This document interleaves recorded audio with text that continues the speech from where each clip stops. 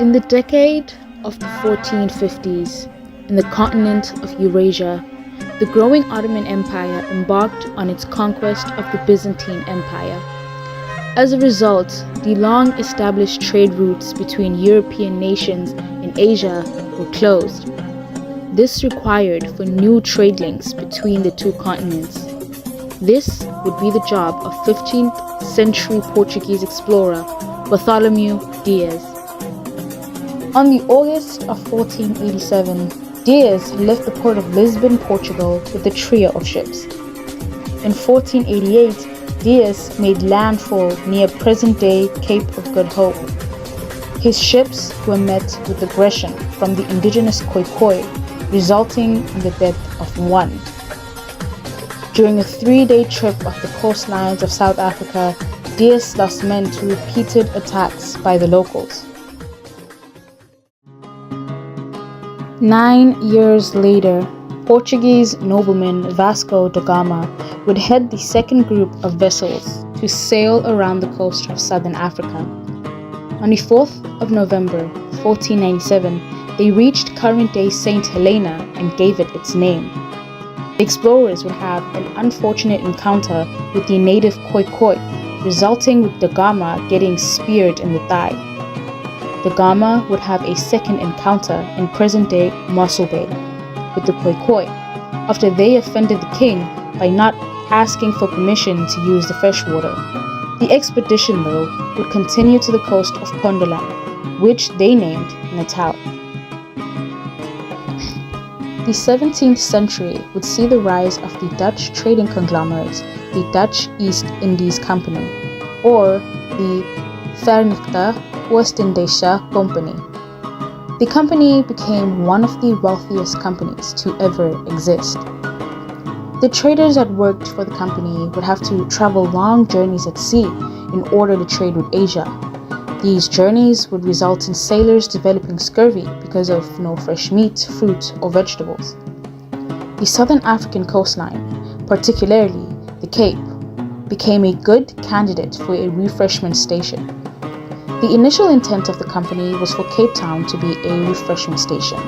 It would be Dutch navigator and colonial administrator Jan van Riebeeck who would see a greater purpose of the surrounding land.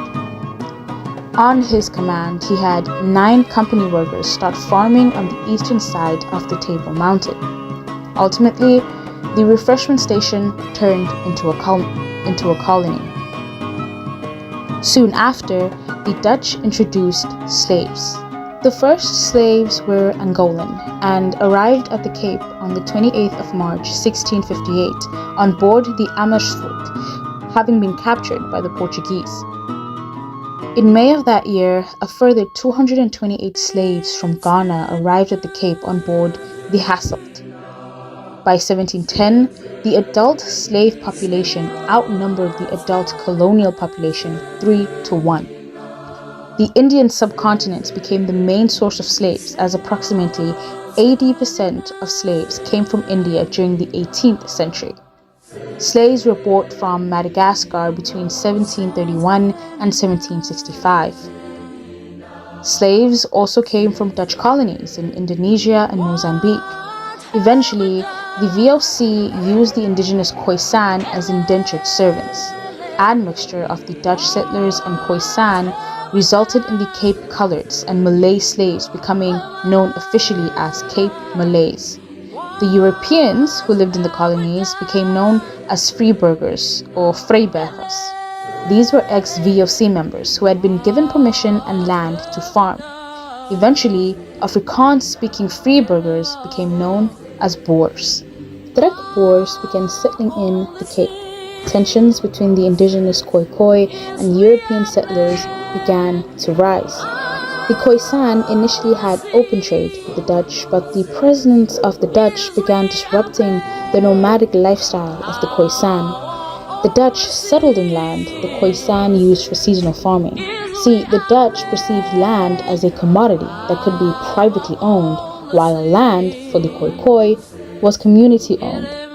The First Khoikhoi-Dutch War would soon break out. The leader of the Khoisan resistance was Doman, Khoikhoi name Nomo. Daman lived at the Cape of Good Hope and worked as an interpreter for the Dutch. Initially, Daman served the Dutch well. However, when he was taken to Batavia, modern-day Jakarta, he saw the treatments and subjugation of the native peoples. This alerted him to the threats the Dutch posed towards his own people, and when he reached the Cape again, he was the only known voice to speak against the capture of multiple Khoisan leaders by Jan van Riebeeck. Daman would side with his people when the First Khoikhoi-Dutch War broke out in 1659. Because of his knowledge of the Dutch, he knew how to exploit Dutch military weaknesses and fought using guerrilla warfare, raided livestock and burnt crops and homesteads. Despite many attacks, the Khoikhoi simply did not have the ability to storm the Cape forts. The war would end in 1660. A peace treaty would be signed on the 6th of April. The parties agreed to peace. The Dutch retained the land occupied by them and agreed to refrain from the harsh treatment of the natives, while Daman's people could only enter the territory for trade. Settlers, however, continued to move further inland and encroaching on Khoikhoi territory. In November 1672, 3 hunters sent on behest of the Cape governor were ambushed and robbed by a group of Cochocquas, a Khoisan tribe. The Cochocquas were at war with the Chainokwas tribe. The Cochocquas chief disliked the Cape settlements trading with his enemies.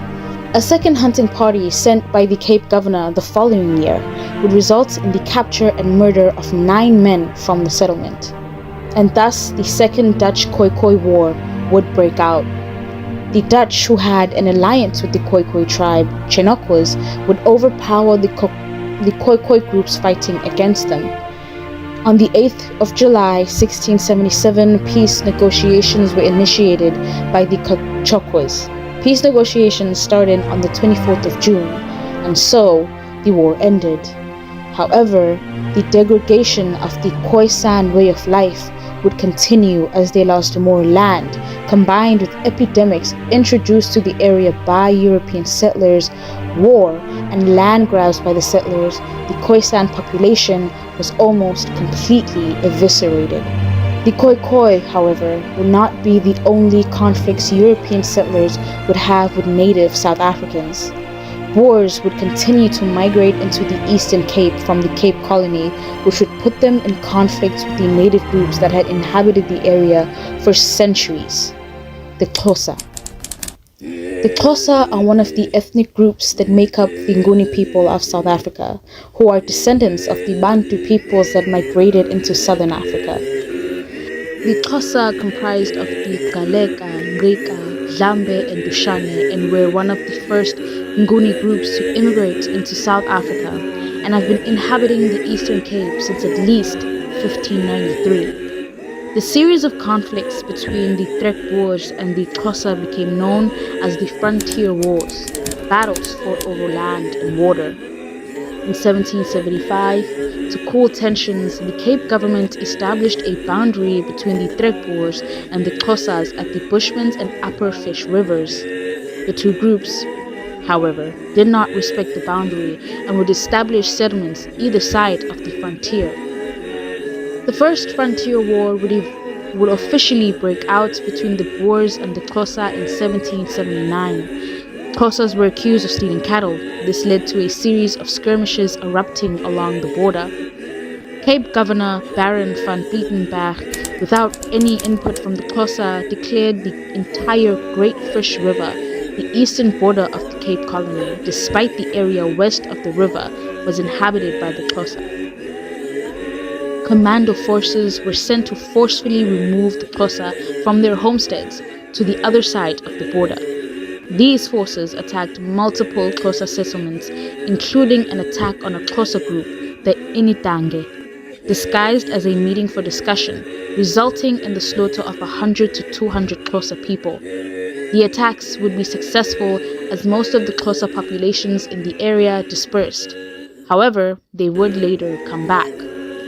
The Second Frontier War started when Mumugwebe clans, a Xhosa chiefdom, began to make their way back into Zuurveld amid war with other Xhosa clans, the area they had previously been dispelled from. Frontiersmen under Baron Lindek allied themselves with Lambe, the regents of the western Xhosas, who were at war with Ngunugwebe. However, during an invasion, there was panic followed by the desertation of farms. The alliance failed to remove the Ngunugwebe from Zurfeld. Peace would be made in 1793. However, tensions between the Boers and Xhosa did not at all quell. Despite Boers reoccupying the northern part of Zurland, southern Zurland remained inhabited by the Xhosa, with some penetrating into Swellendam, with the colony failing to persuade the Xhosa to leave. Tensions continued to increase as stock theft increased, and so did the employment of Xhosa servants by settlers. A rebellion would occur in Graf Reinet, culminating in the Third Frontier War. This rebellion, however, happened under a new colonial power in South Africa. The 17th and 18th century had seen the rise and domination of the British East India Company. At its peak, it was the largest corporation in the world. So when, in 1795, the VOC was on the verge of bankruptcy, the company had the resources to take control of the Cape. This happened in the form of the Battle of Muizenberg. A British expedition led by Vice Admiral Sir George Keith Ethelstone arrived off the coast of Simonstown at the Cape in June. After fruitless negotiations, the invasion commenced. Sir Ethelstone ordered an attack at the pass at Muizenberg. After some fighting, the Dutch fell back to Wynberg. The British would receive some reinforcements on the 9th of August. Fighting would continue until more reinforcements arrived in September. 14 EIC ships carrying 4,000 troops. This new army advanced against the Dutch while Ethelstone's ships blockaded Cape Town and provided artillery support. Outnumbered and outgunned, Dutch governor Abraham Josias Sluysken surrendered the colony. The British would occupy the colony until the Peace of Amiens in 1802. During this time, in 1799, a rebellion would happen in Graf Reinet, which the British would send soldiers under General T.P. Vanderleer to crush. The Khoi would rebel too, joining forces with the Xhosa. They would carry out attacks on white farmers, which ultimately led to the Third Frontier War. In 1801, another rebellion happened, with the Khoi deserting farms and carrying out raids on these white farms. Despite many Boers gathering commando fighters, the Boers were unable to make any headway. The government did not want a Khoi uprising, and so they made peace, allowing the Xhosa to keep their land. In February 1803, an inconclusive peace agreement was arranged. Now, according to the Peace of Amiens Treaty, the colony was to be returned to the Batavian Republic, which replaced the Dutch Republic. However, a reoccupation of the colony by the British would happen in 1806. The Napoleonic Wars would break out, and the UK faced a third coalition war from the French. See, the Batavian Republic was a puppet state for the French, and because of the strategic position of the Cape, the British sought to seize the colony. A military battle broke out, known as the Battle of Blauberg. British warships under the command of Sir David Bard arrived in Melkbosstrand in January. The troops would meet Batavian forces, led by General Jan Willem Janssens in Blauberg. The British would drive Batavian forces back inland until Batavian forces reached the outskirts of Cape Town on the 9th of January.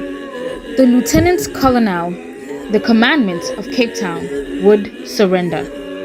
A treaty would be signed and the British would resume control of the Cape Colony. And in 1815, the Congress of Vienna recognized British sovereignty over the Cape, with the Dutch receiving a payment of £6 million. After taking control in 1806, according to the Cape Articles of Capitulation, the Cape Colony could continue under the rule of Roman Dutch law. Upon taking control, the colony possessed 26,720 settlers of European descent. Majority were of Dutch origin, a quarter were of German descent, and a sixth were of French descent. there were 30,000 Africans and Asian slaves and around 17,000 indigenous Khoisan. The British would then have to deal with the Fourth Frontier War. The Xhosa had been inhabiting an area in Zuurveld classified as neutral ground, where no group was supposed to settle. The Cape government would send Lieutenant Colonel Richard Collins to tour the frontier lines. He decided that the Xhosa needed to be dispelled and replaced by white settlements, and the area between the Fish and the Kaiskama River were to be unoccupied. Subsequently, Colonel John Graham marched to the area, and by February 1812, 20,000 Xhosas were driven across the Fish River by British troops and Boer commandos.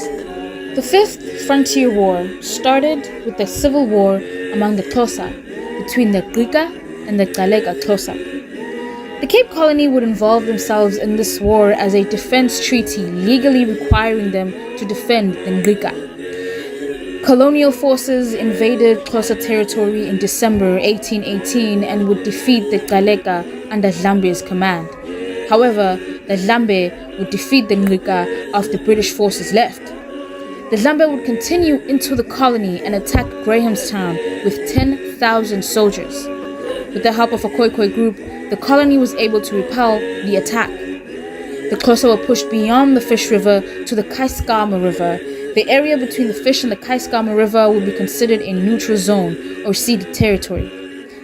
However, by the 1830s, segregation had broken down, with white, Khoikhoi, and Xhosa people living in said ceded territory.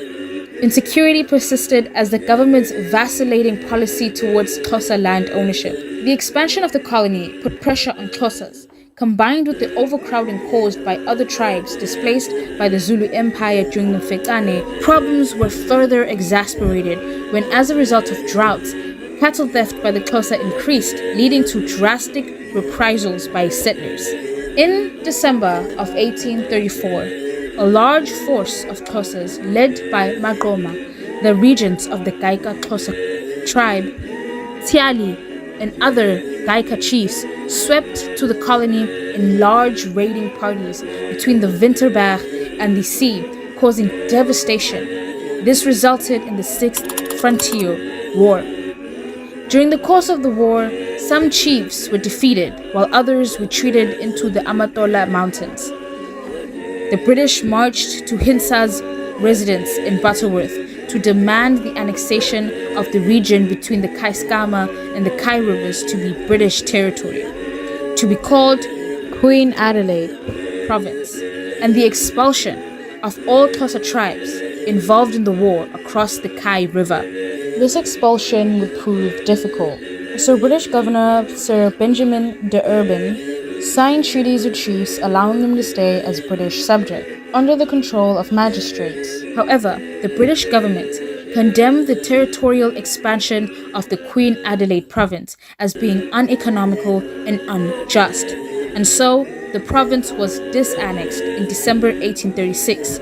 New treaties were made which gave Xhosa chiefs responsibility over the order beyond the Fish River. However, years later, war would break out again during the Seventh Frontier War. Tensions started flaring again after Stockenstrom's treaty system was dismantled, leading to more insecurity on land ownership. The war, however, was sparked by a rather trivial incident when the Xhosa attacked and killed a Khoi transporting a Xhosa man accused of stealing an axe to the colony.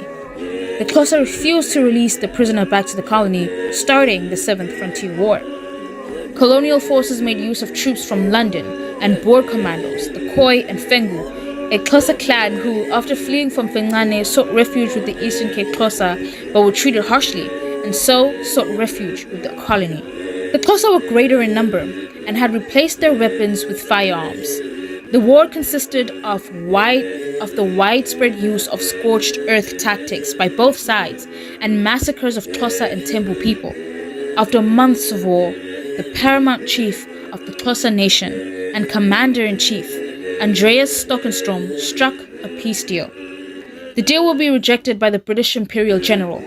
This angered Stockenstrom, and he and his local commando forces left the war, leaving the Xhosa and British troops to fight a drawn-out war of attrition. Eventually, though, the last chief would submit in 1847, and the region between Kaiskama and Kai rivers was annexed and turned into a crown dependency named British Kaffraria Colony. The outbreak of the 8th Frontier War started after Governor of Kaffraria called for a meeting in October 1850 among Xhosa chiefs. Sandile, the principal Gaika chief, refused to attend and therefore was deposed and considered a fugitive. Subsequently, the Gaikas attacked a colonial patrol of 650 men, and the next day attacked and destroyed 3 military villages, sparking the 8th Frontier War. The Gaikas were then joined by the Tembus, Ngalekas, and received support from an ongoing Khoi rebellion. The war was the most bitter and brutal in the series of frontier wars. In early 1852, the governor, Sir Harry Smith, was replaced by Sir George Cathcart, who made vigorous plans to end the war. Under him, by the tail end of 1852, the Amatole Mountains was cleared of the Gaikas and the last Khoi rebels had been defeated. And the end of the war resulted in rebellious Xhosa tribes being expelled from the Amatole Mountains into British Kaffraria, and their lands were given to white settlers. In 1856, the cattle-killing movement spread across the Xhosa. Nongawuse, a young Xhosa girl in the Ngaleka, claimed she had had an encounter with the spirits of her ancestors, who claimed that a new age of prosperity was coming, and that the Xhosa ancestors would push the encroaching Europeans back into the sea, provided that the Xhosa eliminates all their means of sustenance. Initially, she was not believed, until a chief started killing his cows. An estimated 300 to 400,000 head of cattle were killed, leading to a famine that reduced the population from 105,000 to fewer than 27,000. In 1877, after decades of peace, political tensions among the Xhosa began to emerge. A quarrel arising at a Mfengu wedding party, followed by an attack on a Cape Colony police outpost manned predominantly by a Fengu ethnic police force, provoked the 9th and final frontier war. Governor Henry Frere used this as a reasoning for launching an invasion into the Black Xhosa independent state of Ngaleka-land as part of his suggestion to make South Africa a confederacy. He stationed 8,000 British troops at the frontier, despite the Cape Colony government rejecting this idea.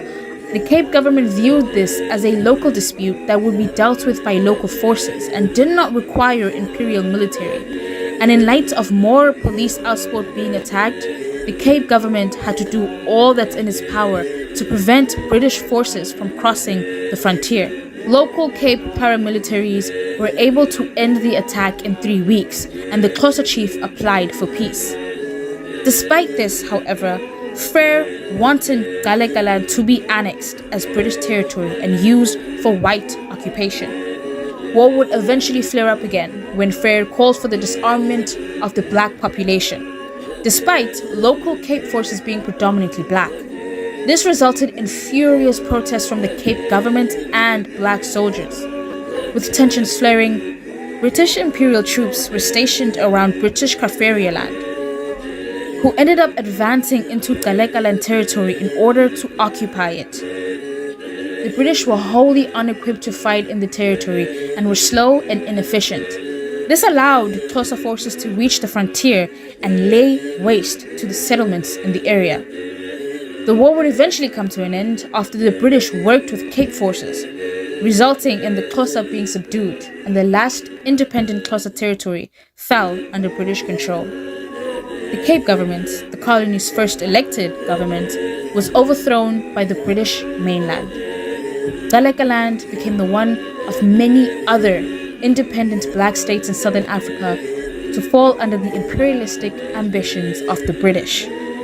During the period of these series of war, Cape Town, South Africa saw great demographic and political changes. One of them came with the Great Druk. The Great Druk was a mass exodus of Boer communities from the Cape Colony. The Boers had grown discontent with British leadership and government policy. Their 2 main points of contention were: 1. the introduction of the English language as the main medium of communication, and 2, the British were against the Boers' ownership of slaves and their harsh treatment of indigenous African people. The first spark of friction happened in 1815 when a Boer man who was repeatedly accused of harsh treatment of a Khoi servant resisted arrest and was shot dead by colony soldiers during an altercation. This led to the Slachters' Neck Rebellion, an uprising in protest of British rule that resulted in the uprising being suppressed and 5 people publicly executed. Relations between the two continued to sour as the Boers thought the British favored the African peoples of the colony more than them because of the policies they instituted that gave more rights and protections to the indigenous people of South Africa. In 1828, the Cape government declared that all native people, apart from slaves, were to be considered citizens in the Cape colony and had rights such as security and property ownership. And finally, in 1834, Britain abolished slavery in all its colonies, including the Cape. All slaves were to be released and attain citizenship and the rights of a citizen. This was immensely unpopular with Boers as they heavily relied on slave labor. This was the catalyst for the Great Trek in 1835. The first wave was led by Louis Trichardt and Hans van Rensburg. It consisted of 2 parties who split after reaching the Zoutpansberg mountain. Van Rensburg's party, however, was massacred, apart from 2 children, by Zulu warriors at the Imhambane, while Trichart's group colonized Delgoa Bay. Other parties soon followed. These migrations put Afrikaners in conflict with indigenous populations as voortrekkers sought places to settle, leading to bloody wars within Ndebele and the Zulu. Eventually, however, the migrations led to the establishment of multiple independent Boer states. The Mfengane, however, had more impact than the Great Trek on South African history. Mfengane was a period of war and of forced migrations during the 1800s that fundamentally changed the political and social makeup of South Africa. Tensions and conflicts initially started in Zululand. Populations in the region increased as a result of trade with the Portuguese from Mozambique.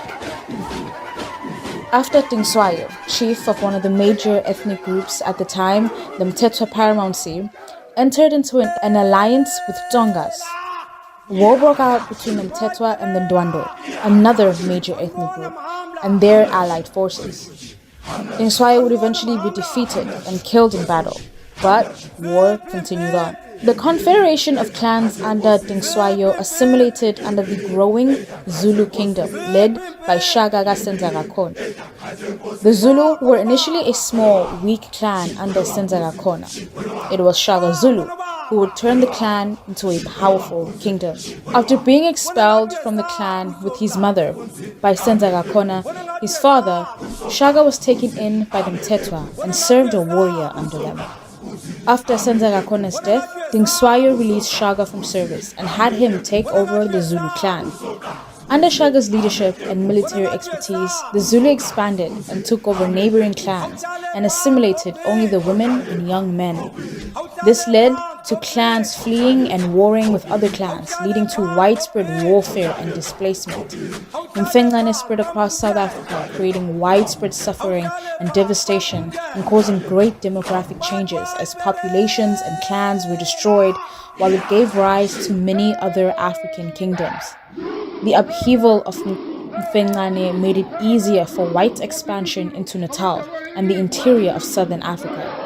This inevitably caused conflicts between white groups and the indigenous peoples of Africa, as white people set to create their own nation state, and black South Africans sought to keep theirs.